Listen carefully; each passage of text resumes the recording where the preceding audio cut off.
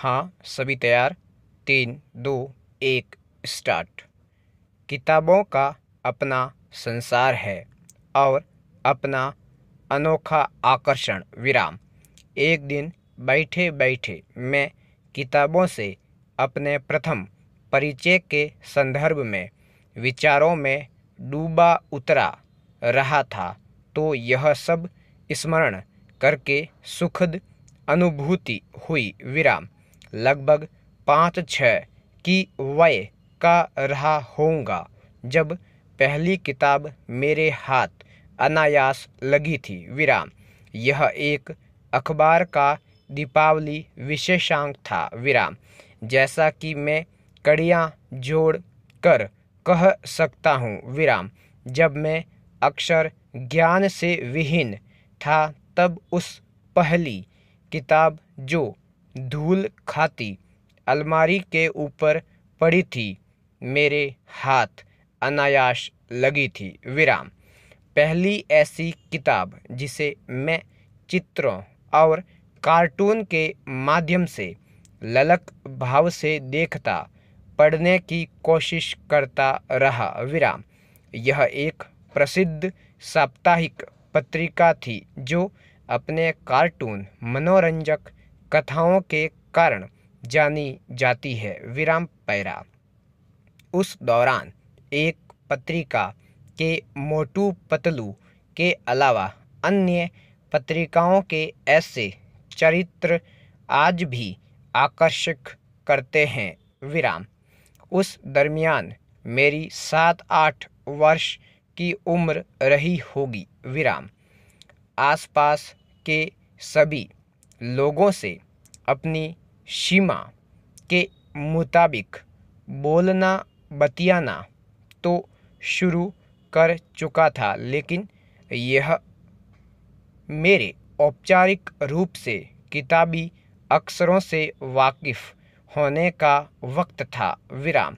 यह पत्रिका पलटते समय ही यह ख्याल उठा कि क्या मेरा नाम भी कभी ऐसा रूपहला लगेगा, कभी किसी पत्रिका में प्रकाशित होगा विस्मय सूचक चिन्ह। यह आकर्षण व्यामोह उस दिन ऐसा बंधा कि मैं धीरे धीरे किताबों के संसार में डूबता उतरता चला गया विराम। हालांकि जाहिर है तब वह आकर्षण अपने आसपास की स्कूली किताबों और मुहैया हो सकने वाली पत्रिकाओं तक सीमित था विराम। तब परिवार की आर्थिक स्थिति इतनी अच्छी नहीं थी कि किताबें खरीद कर पढ़ सकता विराम। इसलिए मैंने अपनी पारिवारिक परचून की दुकान पर जो रद्दी की किताबें पत्रिकाएं अखबार आते उन्हीं से अपनी ज्ञान की प्यास को बुझाने का प्रयास शुरू कर दिया विराम पैरा।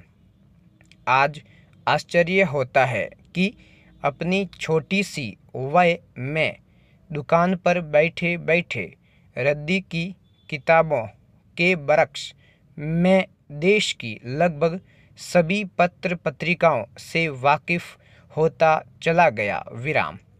परिस्थितिवश ही सही लेकिन याद करता हूँ तो उन पत्र पत्रिकाओं के जरिए मेरे सामने ज्ञान की नई खिड़कियाँ खुल रही थी विराम।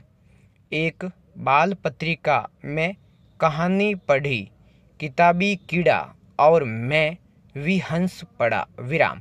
मुझे लगा कि यह तो मेरी ही कहानी है विराम। बालपन में किताबें मेरा संसार थीं। बाल पत्रिकाएं परी और शैतान, राजा और मंत्री, राजकुमार और राजकुमारी की कहानियाँ मेरा अपना संसार बन गईं जिनमें मैं डूबा रहता विराम।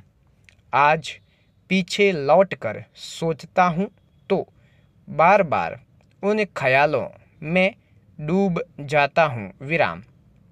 एक कसक उठती है कि आह, वे भी क्या दिन थे और कैसा दौर था विराम। अब समझता हूँ कि वे रूपहले, सुनहरे व अविस्मरणीय दिन फिर लौट कर नहीं आएंगे, मगर वे हसीन और प्रेरणादायक दिन थे। विराम पैरा। दरअसल मैं जिन हालात में जी रहा था उसमें वे बाल पत्रिकाएं मेरे लिए जीवन का आधार थीं। विराम। मैं उनके बिना अपना दिन रात अधूरा समझता था। विराम। स्कूली किताबों के समांतर मैं उन्हीं में खोया रहता था। विराम। एक एक शब्द ऐसे पढ़ता बारंबार जैसे कोई प्यास अपनी अतृप्त प्यास बुझ रहा हो। पूर्ण विराम।